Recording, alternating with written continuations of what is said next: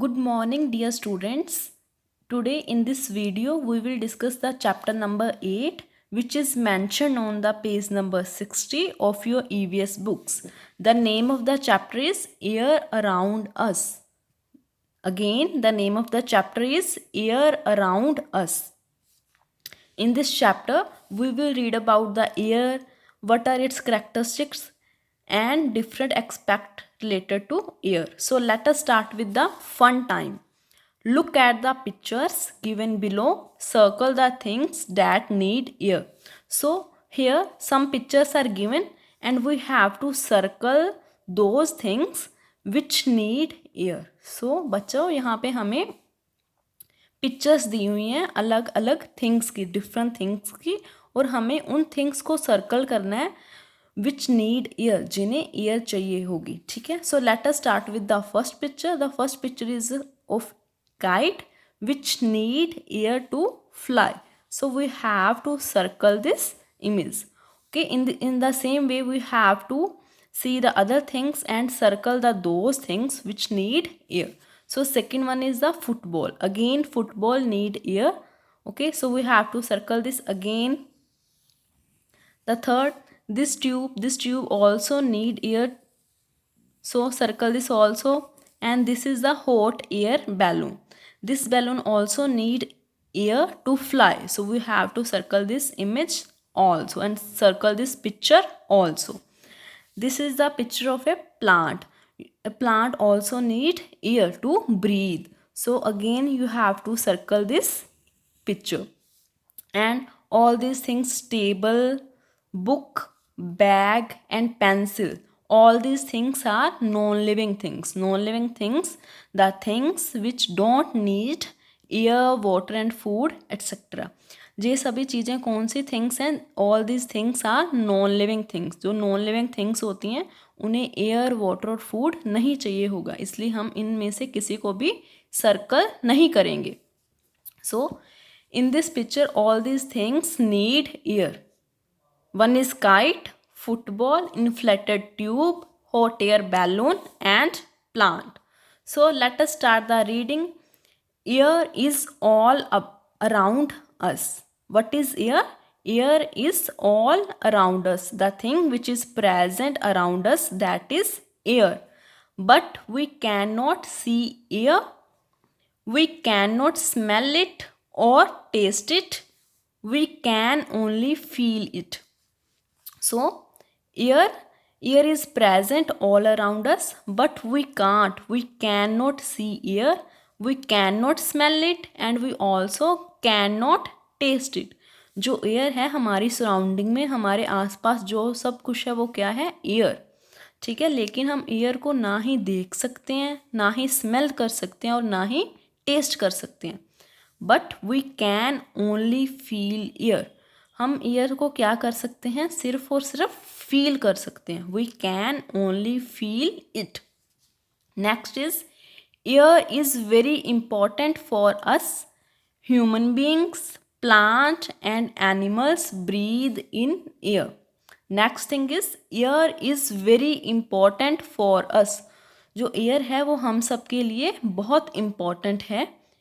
क्यों इम्पॉर्टेंट है? क्योंकि ह्यूमन बींग्स मीन्स हम humans, plants like these, small plants and trees, all these and animals, dogs, cat, tiger, giraffe, all the animals which you see in your surrounding breathe in air.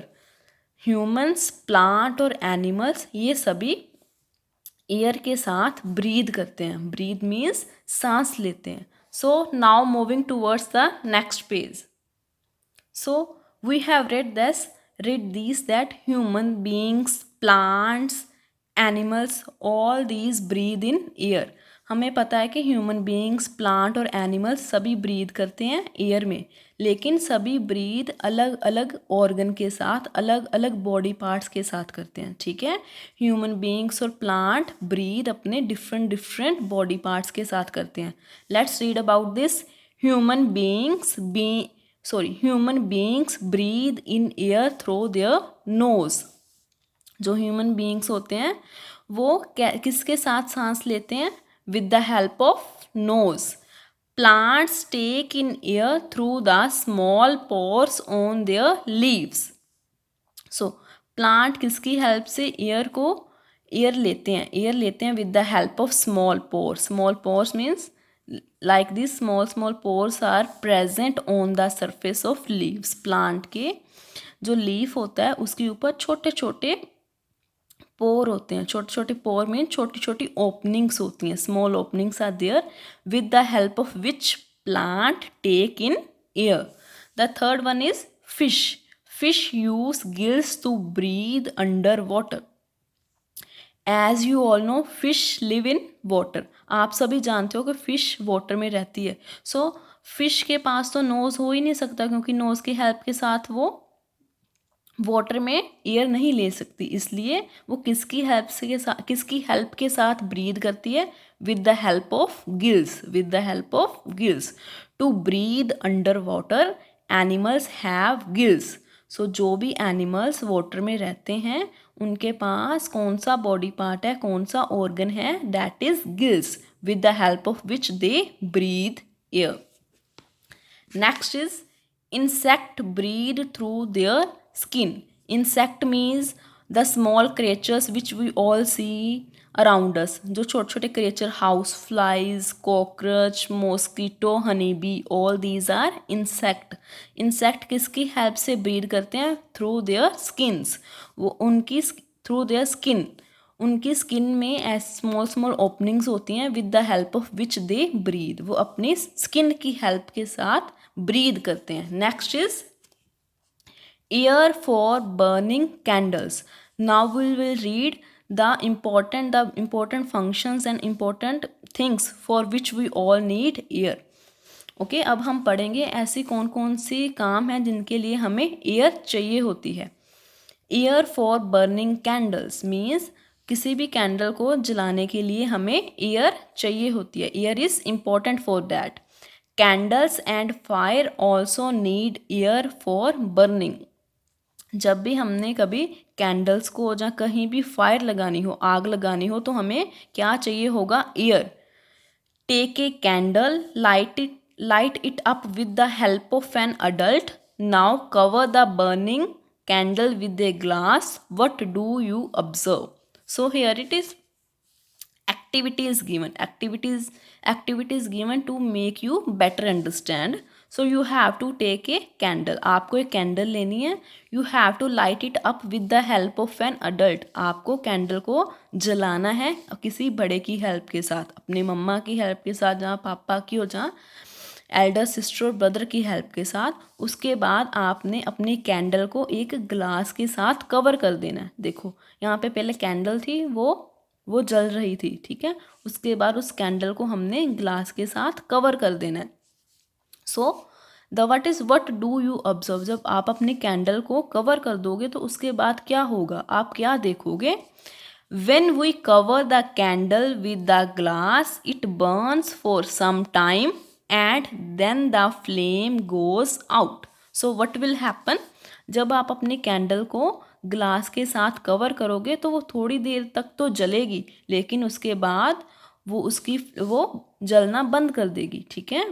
Then the flames goes out. The candle.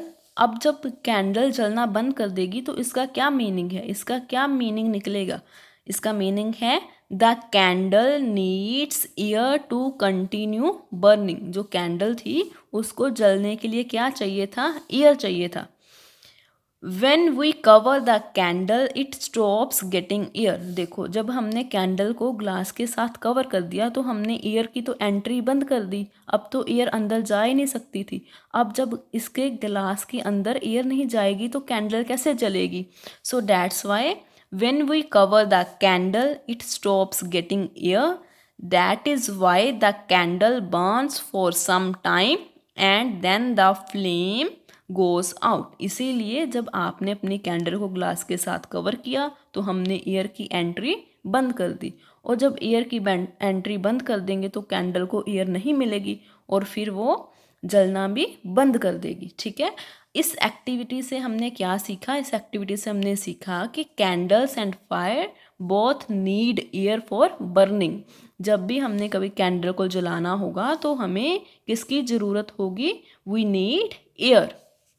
Next is air has weight. जो air है उसका अपना wait है। हम इस चीज़ को कैसे prove करेंगे? So let's read.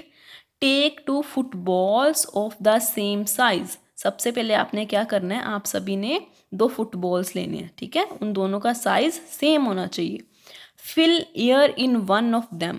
जब आप 2 फुटबॉल लोगे तो उन दोनों में एयर नहीं होनी चाहिए, वो पूरी तरह कंप्रेस होने चाहिए, ऐसे पड़े होने चाहिए। और जब आप उसमें एयर फिल करोगे तो वो इन्फ्लेक्टेड ऐसे हो जाएगा ना, ठीक है। Fill air in one of them, लेकिन आपने एयर सिर्फ एक फुटबॉल में फिल करनी है। Weight both the footballs on a weighing machine. See this picture, this is a weighing machine. Weighing machine वो मशीन जो हमें किसी भी थिंग को वेट करने में हेल्प करे।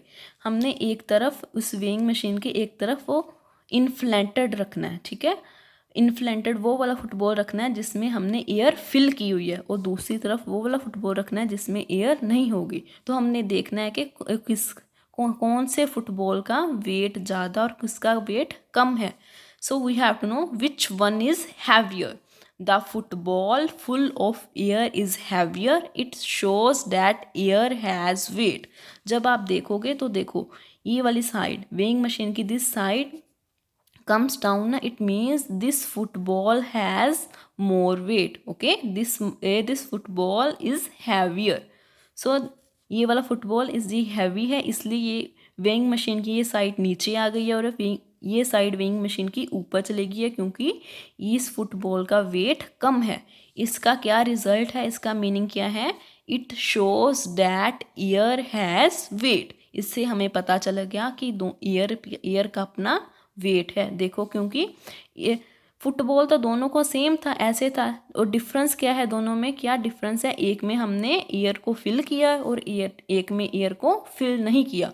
और जिस फुटबॉल में एयर है उसमें उसका वेट ज़्यादा है, और जिस फुटबॉल में एयर नहीं है उसका वेट कम है। इसका क्या रिजल्ट है? It shows that air has wait. The next one is air expands when heated.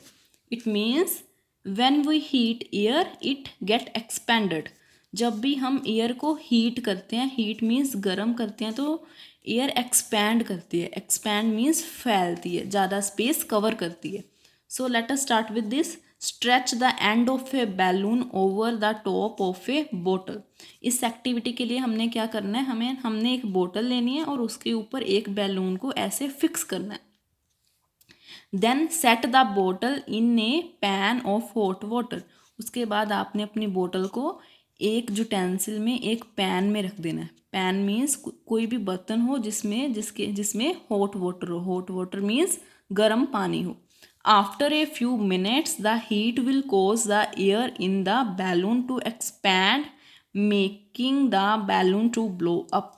जब आप अपनी बोतल को गर्म पानी के हॉट वाटर के पैन में रखोगे तो क्या होगा कि जो बोतल के अंदर जो भी एयर होगी वो एक्सपैंड करेगी। Expand means more space cover करेगी, फैलेगी। जब वो फैलेगी तो जो एयर बोतल में थी वो धीरे धीरे बैलून में जाएगी, और जब वो बैलून में जाएगी तो धीरे धीरे आपका बैलून भी एक्सपैंड करेगा, जहाँ फिर ब्लो करना शुरू करेगा। आपका बैलून ब्लो करेगा, फूलने लगेगा। This happen because the hot water heats up the air inside the bottle. So ऐसा क्यों हुआ कि जब आपने अपनी बोतल को हॉट वाटर के पैन में रखा और जो बैलून था उसके ऊपर वो धीरे धीरे फूलना शुरू क्यों हुआ? क्योंकि hot water heats up the air inside the bottle. Because जो हॉट वाटर था पैन में, उसने एयर, जो बोतल के अंदर की एयर थी, उसको एक्सपैंड करना शुरू कर दिया। The warmed air expands filling up more spaces inside the balloon. और जब एयर गर्म हुई, वार्म मीन्स गर्म होना, जब गर्म एयर हुई तो उसने भी एक्सपैंड करके धीरे धीरे बैलून के अंदर की स्पेस को कवर करना शुरू कर दिया, जिसके कारण आपका बैलून फूल गया और ब्लो कर गया। सो let us move towards the next page. Here is an activity time. What is this? Air is everywhere, even in an empty bottle. What it say? Air is everywhere. It means air is present everywhere. जो air है वो हर जगह मौजूद है. कैसे? Air is everywhere even in an empty बोतल. क्योंकि air हर जगह मौजूद है, हर जगह प्रेजेंट है, इसलिए वो जो हमारी एम्प्टी बोतल है, एम्प्टी मीन्स खाली बोतल है, उसके अंदर भी एयर है. Let us do an experiment to learn more about it. Again हमने एक एक्सपेरिमेंट करना है. एक्सपेरिमेंट मीन्स एन एक्टिविटी करनी है ताकि हमें इसके बारे में हम और सीख सकें. So let us start with the first one. Take an empty बोतल. सबसे पहले आपने you have to take an empty बोतल. सबसे पहले आपने एक एम्प्टी बोतल लेनी है. एम्प्टी मीन्स खाली बोतल लेनी है. First one, try to push this बोतल in a bucket full of water without tilting. The things which you need to perform this experiment is, one is bottle, one is empty bottle, and the second one is a bucket which is full of water. आपको एक bucket लेनी है जिसमें water हो और उस साथ में एक एम्प्टी खाली बोतल लेनी है. आपने क्या करना है? आपने अपनी बोतल को उस बकेट में सीधा पुश करना है. ठीक है, बोतल को नीचे लेके जाना है. और आपने क्या देखना है? डज द बोतल go into the water, yes और नो. और आपने देखना है कि जब आप बोतल को नीचे करोगे, पानी में पुश करोगे, वो क्या वो वाटर के अंदर जाती है या नहीं जाती? येस और no. The question is, does the बोतल go into the water, yes और no. What will the answer? Answer will be no. क्यों जो बोतल है वाटर के अंदर नहीं जाएगी? क्योंकि एम्प्टी बोतल हैज़ एयर. सो जो हमारी बोतल है उसके अंदर एयर है. पहले से अगर एयर है तो वाटर अंदर कैसे जाएगा? और जहाँ फिर वो वाटर के अंदर कैसे जाएगी? इसलिए हमारी बोतल के अंदर वाटर नहीं जाएगा. So we have to tick here no. The second one is, now tilt the बोतल. अब आपने क्या करना है? अपनी बोतल को टिल्ट करना है. टिल्ट मीन्स थोड़ा सा टेढ़ा कर देना है. ठीक है, टिल्ट मीन्स टेढ़ा कर देना है, चाहे राइट की तरफ या लेफ्ट की तरफ. पहले क्योंकि इन द फर्स्ट एक्सपेरिमेंट, जो हमारे फर्स्ट एक्सपेरिमेंट में हमारी बोतल थी वो बिल्कुल स्ट्रेट थी, लेकिन अब हमने अपनी बोतल को टिल्ट करना है. So what do you observe? Do you see any bubbles coming from the बोतल, येस और नो. जब आप अपनी बोतल को टिल्ट करोगे, टेढ़ा करोगे, तो आप क्या देखोगे? Question is, do you see any bubbles coming from the बोतल. जब आप अपनी बोतल को टिल्ट करोगे तो क्या आपको कोई बबल दिखाई देते हैं जो बोतल में से बाहर आ रहे हैं? आपको बताना है येस और no. When you tilt your बोतल, जब आप अपनी बोतल को टिल्ट करोगे तो क्या होगा? उसमें से धीरे धीरे बबल्स निकलेंगे. ठीक है, the bubbles are coming out from the बोतल. These bubbles are nothing but the air. ठीक है, और बबल्स क्या हैं? बबल्स हैं वो एयर जो हमारी बोतल में थी, लेकिन जब हमने हमारी बोतल को टिल्ट किया तो वो उसमें से बबल्स धीरे धीरे बाहर आने लगे. और जब वो बबल्स ऊपर सरफेस पे आएंगे तो अपने आप बस्ट हो जाएंगे. ठीक है, so our answer here is yes, we see bubbles coming from the bottle. So what does this mean? The bottle is filled with air. It does not let the water come inside the bottle. First experiment में क्या था? चाहे हमारी बोतल empty थी, चाहे हमारी बोतल खाली थी, उसमें लेकिन क्या थी? एयर थी, जिसके कारण वो वाटर को बोतल में एंटर नहीं करने देगी. ठीक है, जहाँ पे हमारी बोतल में कोई बिल्कुल भी वाटर नहीं गया. इसीलिए नहीं गया क्योंकि हमारी बोतल में एयर थी. When we tilt the bottle, air comes out in the form of bubbles, then water enters the bottle. लेकिन जब हमने हमारी बोतल को टिल्ट कर दिया तो उसमें से जो एयर थी वो बाहर आ गई in the form of bubbles. जब हमने अपनी बोतल्स को टिल्ट किया तो air comes out in the form of bubbles. जब एयर बाहर आ गई तो हमारी बोतल में स्पेस बन गई, जिस स्पेस में फिर वाटर एंटर कर गया. ठीक है, then water enters in the bottle. So this experiment shows that air is present everywhere. So this experiment shows air is present everywhere means air is present all around us. The next one is causes of air pollution. What does pollution means? Pollution means any undesirable changes. Pollution are changes which are not according to our will. Means pollution वो सारे changes हैं जो हमारे according नहीं हो रहे, ठीक है। सो हम यहाँ पे कौन से चेंजेस की बात कर रहे हैं? एयर चेंजेस की, वो वाले चेंजेस जो एयर में हो रहे हैं। लेकिन जी ये वाले चेंजेस हमारे लिए अच्छे नहीं हैं, इसलिए हम इन चेंजेस को क्या बोलेंगे? Air pollution. Okay, causes means कारण। वो ऐसे कौन से कारण हैं, कौन से रीज़न हैं जिनके कारण एयर में changes आ रहे हैं? So those changes are called, so the name of the topic is causes of air pollution, the causes of changes which are occurring in air. So the air gets polluted due to the following reasons. Pollution को हम ये भी बोल सकते हैं गंदा होना। इसमें हम वो सारे कारण करेंगे जिसके कारण जो हमारी एयर है वो गंदी हो रही है, ठीक है। So the reasons of The reasons due to which our air get polluted are smoke from vehicles such as cars, buses, trucks and aeroplanes. Smoke means धुआं। जब भी हमारे vehicles like cars, buses, trucks and aeroplane हम run करते हैं तो उनमें से smoke निकलती है, ठीक है। They all emit smoke which cause air pollution. जब भी हमारी कार्स बसेस को हम मूव करते हैं, इनको यूज़ करते हैं तो इनमें से धुआं निकलता है। वो धुआं हमारी ईयर को पल्यूट कर रहा है। पल्यूट मीन्स गंदा कर रहा है। The second one is burning of garbage in the open. It means अगर हम हमारे गार्बेज को, हमारे वेस्ट मटेरियल को ओपन में बर्न करेंगे, जलाएंगे, तो उसमें से भी जो स्मोक और जो धुआं निकलेगा वो भी हमारी ईयर को पल्यूट करेगा। Now moving towards the next reasons, smoke and gases from the factories.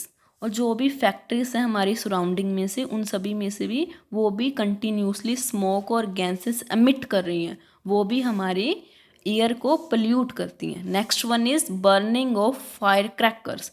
जब भी हम दिवाली में या स्पेशल ओकेशन पे क्रैकर्स को बर्स्ट करते हैं, ठीक है, क्रैकर्स मीन्स पटाखों को चलाते हैं तो भी उनमें से स्मोक निकलती है और वो स्मोक हमारी एयर को गंदा करती है। The next one is burning of petrol and coal. हमारे कार में, हमारी बसेस में, सभी में कौन सा फ्यूल यूज़ होता है? पेट्रोल, ठीक है। पेट्रोल और कोल, ऑल दिस थिंग्स और are also cause air pollution. So students, that's why we have to avoid bursting of cracker. क्योंकि अब हमें पता चल गया कि पटाखे चलाने से हमारी सराउंडिंग्स, हमारी एयर पल्यूट होती है, हमारी एयर गंदी होती है, इसलिए हमें ये पटाखों को बर्स्ट नहीं करना चाहिए। The next one is steps to reduce air pollution. अब हम इस टॉपिक में पढ़ेंगे हम ऐसे कौन से काम कर सकते हैं जिससे हम एयर को पोल्यूट होने से बचा सकते हैं, ठीक है, एयर पोल्यूशन को कम कर सकते हैं। The first one is use of public transport like CNG, buses, metros and trains. हम सभी को अपनी कार, बाइक और एक्टिवा यूज़ नहीं करनी चाहिए। उसकी जगह पे हमें पब्लिक ट्रांसपोर्ट, बसेस का, ट्रेन्स का और मेट्रोस का यूज़ करना चाहिए, ठीक है। और जिसमें से कौन सी बसेस यूज़ करनी चाहिए? जो CNG पे चलती हूँ, ठीक है। CNG is also a another kind of fuel. Second one is use of battery operated vehicles. हमें वो वाले व्हीकल यूज़ करने चाहिए जो बैटरी पे चलते हों, ठीक है। Third one is use another fuel like CNG, solar energy etcetera. हमें पेट्रोल और डीजल की जगह CNG और सोलर एनर्जी जैसे फ्यूल को यूज़ करना चाहिए। वॉक और ride A bicycle for short distances. हमें बाईसाइकिल को यूज़ करना चाहिए जब हमने थोड़ी दूर जाना हो, ठीक है। हमें जहाँ तो पैदल चलना चाहिए, जहाँ फिर बाईसाइकिल का यूज़ करना चाहिए। Next one is planting of trees. हमें ज़्यादा से ज़्यादा ट्री को प्लांट करना चाहिए। We have to plant more and more trees. Next is being wise. What is this? Do not ask your parents to drop you to school every day. Take the school bus और use public transport to save fuel.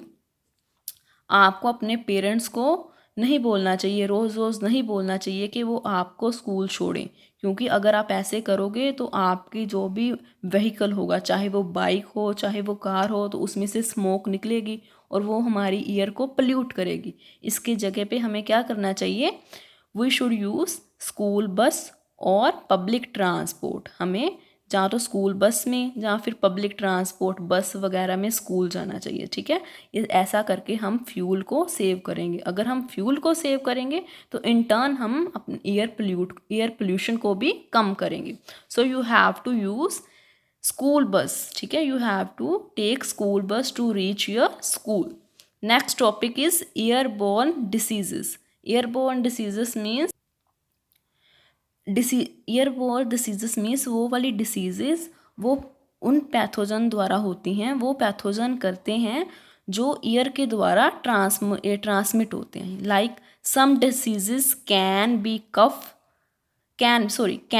Cot simply by breathing, these are called airborne diseases. कौन सी disease को हम airborne diseases बोलते हैं, वो वाली बीमारियां जो सिंपली हमें कैसे हो सकती हैं, ब्रीदिंग, सांस लेने से हो सकती हैं। These diseases spread when an infected person cough, sneezes or talk. हमें ऐसी बीमारी कैसे होगी और ऐसी बीमारी कैसे फैलेंगी जब इन्फेक्टेड पर्सन मीन्स जिस पर्सन को वो बीमारी होगी वो कफ खांसेगा, ठीक है, जहाँ फिर हमारे साथ बात करेगा। The germs in the air come in contact with you when you touch your own eyes, nose or mouth, ठीक है। जब वो जर्म्स ईयर में होंगे या फिर जब आपने इन्फेक्टेड पर्सन के साथ बात की होगी, तो जब आप अपने वही हाथों को अपनी आईज़ और हाथों के साथ अपनी आईज़, नोज़ और माउथ को टच करोगे तो आप वो पैथोजन आपके कांटेक्ट में आ जाएंगे। Some examples are common cold, chicken pox, mumps and measles. Okay, these are the some diseases which are transmitted through air, which are airborne diseases: common cold, chicken pox, mumps and measles, ठीक है। in mumps is also another kind of fever, okay, fever, and measles are also viral fever. So moving towards the next page, prevention, how we can prevent the spread of airborne diseases. हम वो वाली बीमारियां जो air के साथ एक person से दूसरे पर्सन को होती हैं उन्हें कैसे प्रिवेंट कर सकते हैं। We can prevent airborne diseases from spreading out. कैसे? Stay home when you are sick, जब आप बीमार हो तो आपको अपने घर पे रहना चाहिए। Avoid close contact with people around you, ठीक है। जब आप बीमार हो तो आपको अपने आसपास के लोगों के साथ नहीं मिलना चाहिए, ठीक है, अवॉइड करना चाहिए। Wear mask to prevent breathing in germs, आपको हमेशा मास्क पहनना चाहिए ताकि अगर किसी को कोई एयरबोर्न डिसीज़ है तो कहीं आपको ना हो जाए। अपने आप को बचाने के लिए आपको मास्क पहनना चाहिए।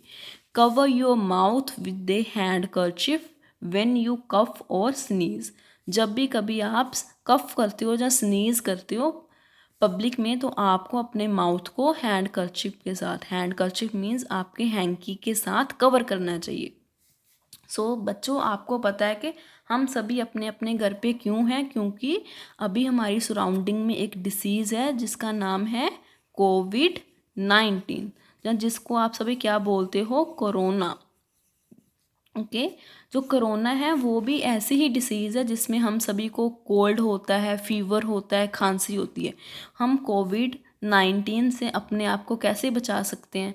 हम सभी को अपने अपने घर पे रहना चाहिए, किसी से मिलना नहीं चाहिए, बिना किसी काम के घर से बाहर नहीं निकलना चाहिए। हमेशा हमें we should wear mask, okay, हम सभी को मास्क पहनना चाहिए। And we should avoid close gathering with the person, ठीक है, हम सभी को किसी से मिलना जुलना अवॉइड करना चाहिए। We should wear mask and we should all stay home, okay. So with these simple steps we can protect us from कोविड-19। अगर हम ये सारे सिंपल से स्टेप फॉलो करेंगे तो हम सभी अपने आप को कोविड-19 से बचा सकेंगे। कौन कौन से स्टेप? हम सभी को घर पे रहना चाहिए, किसी के साथ मिलना नहीं चाहिए, बिना ज़रूरत के बाहर नहीं जाना चाहिए घर से, हमेशा मास्क वियर करना चाहिए, हमेशा मास्क पहनना चाहिए और मास्क के साथ अच्छे से अपने नोज़ को, माउथ को कवर करना चाहिए। ठीक है, now quickly recall the chapter. Air is all around us, it means air is present everywhere. We can not see, smell और taste air, we can only feel it. हम air को ना ही देख सकते हैं, ना ही स्मेल कर सकते हैं, ना ही टेस्ट कर सकते हैं, we can only feel it. Plants, animals and human beings need air to breathe. सभी प्लांट्स को, एनिमल्स को और हम सभी को एयर चाहिए सांस लेने के लिए, ब्रीथ करने के लिए। We all need air to breathe. Candles and fire also need air for burning. जो कैंडल्स हैं या फायर हैं उन सभी को भी एयर चाहिए। क्यों चाहिए? For burning. We should keep the air clean. हम सभी को एयर को क्लीन रखना चाहिए, क्योंकि अगर एयर क्लीन होगी तो हम सभी हेल्दी रह सकते हैं। ठीक है dear students, with this we have completed our chapter. Take care. Thank you.